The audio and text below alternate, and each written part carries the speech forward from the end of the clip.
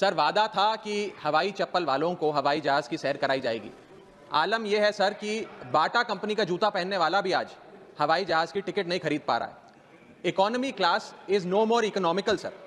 मैं आज इस सदन में बहस पे आने से पहले अपने फोन पर फ्लाइट के रेट चेक कर रहा था सर। अगर कल मुझे दिल्ली से बंबई जाना हो तो टिकट 14,000 रुपए की है, वन वे की सबसे सस्ती टिकट। दिल्ली से पटना जाना हो तो 12,000 रुपए की टिकट, दिल्ली से बैंगलोर जाना हो तो 16,000 रुपए की टिकट।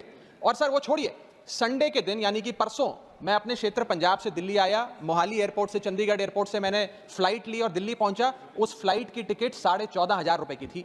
हम सांसदों को तो फ्लाइट की रिइंबर्समेंट मिल जाती है सर, आप उस आम नागरिक का सोचिए जो इस स्काई रॉकेटिंग एयर प्राइसेस से जूझ रहा है। और एक और दिलचस्प चीज है, एक ही सेक्टर की एक ही दिन की सेम एयरलाइन जो अलग अलग समय पर उड़ती है उसके भी रेट अलग है। आपको सुबह 10 बजे दिल्ली से बंबई जाना, उस एयरलाइन से उस तारीख पे आपको एक रेट मिलता है। 2 बजे की दोपहर की टिकट लेते हैं उसी एयरलाइन पे, उसी दिन पे वो उससे दोगुनी हो जाती है। न जाने क्या लॉजिक है सर। हमें इस देश में एयर यात्रा को लग्जरी ट्रैवल नहीं बताना सर, आम ट्रैवल बनाना है जैसे कि ट्रेन का है। और सबसे बड़ी बात सर, इस देश में जहाज में उड़ना और जहाज में उड़ के अपनी मंजिल तक पहुंचना आज भी इस देश की बहुत बड़ी आबादी के लिए एक सपना है। अगर ट्रैवल की रफ्तार बढ़ेगी तभी इस देश की रफ्तार बढ़ेगी। सर दूसरा दर्द जो इस देश का आम आदमी रोज उससे जूझ रहा है वो है ओवर क्राउडेड एयरपोर्ट्स।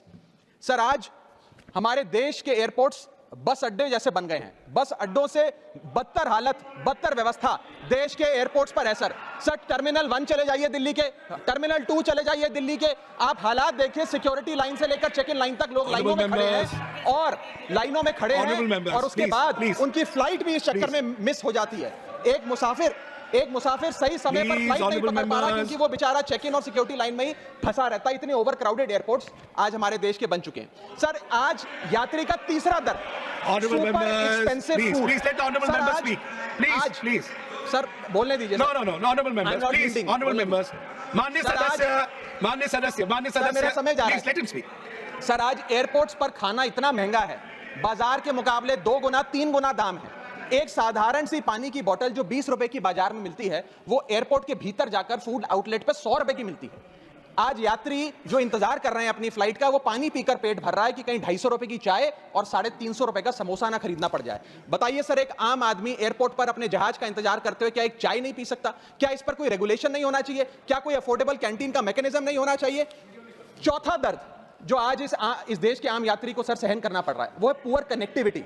आज इस देश के कई टूरिज्म स्पॉट्स पे, कई फेमस शहरों तक जहाज की यात्रा नहीं पहुंचती, फ्लाइट्स नहीं पहुंचती, एयरपोर्ट नहीं पहुंचती। कई शहर, अधिकतर शहर ऐसे हैं जहां पर एयरपोर्ट्स नहीं है। इंसान को जहाज लेकर, जहाज से उतरकर कई घंटों का बस का और गाड़ी का सफर तय कर अपनी मंजिल पे पहुंचना पड़ता है सर। सरकार ने कहा कि मालदीव्स मत जाओ, लक्षद्वीप जाओ छुट्टी मनाने। मैं आपको आज का रेट बता रहा हूं सर। अगर आज मुझे दिल्ली से मालदीव जाना हो तो 17,000 रुपए की फ्लाइट है, लेकिन दिल्ली से लक्षद्वीप जाना हो तो 25,000 रुपए की फ्लाइट है सर। तो बताइए हम मालदीव जाएं कि लक्षद्वीप जाएं?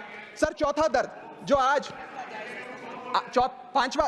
पांचवा दर्द जो आज एक आम यात्री को महसूस करना पड़ रहा है वो है sir flight cancellation and delays. Sir एक आम नागरिक अपनी मंजिल पे, अपनी डेस्टिनेशन पे पहुंचने के लिए, जल्द पहुंचने के लिए कभी कभार ट्रेन यात्रा या बस या गाड़ी की यात्रा नहीं करता, वो महंगी टिकट खरीदता है।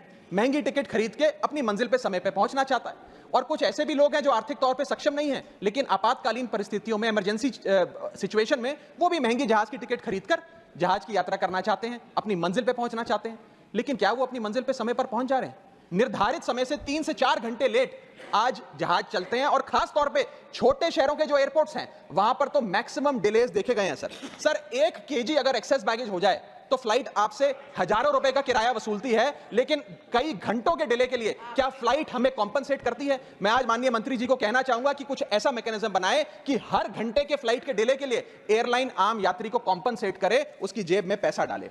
इसी के साथ साथ हर महीने एक चार्ट जारी होना चाहिए कि किस सेक्टर की कौन सी एयरलाइन ने कितने घंटे का डिले, किस सेक्टर की कौन सी एयरलाइन ने कितने घंटे का डिले यात्रियों को दिया। और इसी के साथ साथ सर छठा दर्द जो आज के भारत देश के आम यात्री को महसूस करना पड़ रहा है सर वो है लैक ऑफ अफोर्डेबल ऑप्शंस। जो अभी मेरे साथी भी बात कर रहे थे कि इस देश में 90% एयर ट्रैवल 2 एयरलाइंस के पास है, 90% मार्केट शेयर 2 एयरलाइंस के पास है।